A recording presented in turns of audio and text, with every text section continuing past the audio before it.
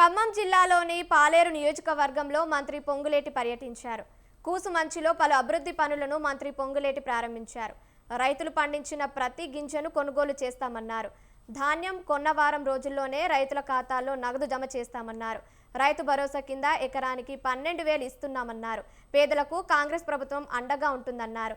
సన్నవడ్లకు మద్దతు ధరతో పాటు 500 బోనస్గా ఇస్తున్నామన్నారు. వచ్చే ఎన్నికల్లోనూ కాంగ్రెస్ అధికారంలోకి వస్తుందన్నారు. భరోసా కల్పించే విధంగా ఆరోగ్య విషయంలో అనారోగ్యం ఎవరికైనా కలిగితే ప్రభుత్వం పూర్తిగా అండగా ఉండే దాంట్లో ఎన్ని కోట్లు ఖర్చు అయినా వెనకడిగేసేది లేదే విధంగా ఈరోజు రాష్ట్ర వ్యాప్తంగా గతంలో కంటే 2 రెట్లు అదనంగా వైద్యానికి ఈనాడు ఈ ప్రభుత్వం ఖర్చు పెడుతుంది.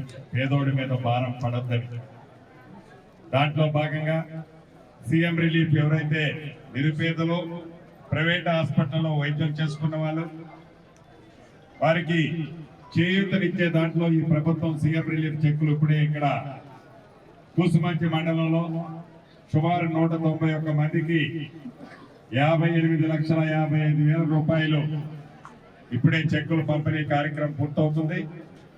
తప్పకుండా ఈ ప్రభుత్వం మీది మీకు అండగా విద్యకి వైద్యానికి ఎక్కడా ఏ పేదవాడికి ఇబ్బంది కలగకుండా ఉండే విధంగా ఈ ప్రభుత్వం అండగా ఉంటుందని తెలుపుతూ పేదవాడికి ఒక భరోసా కల్పించే విధంగా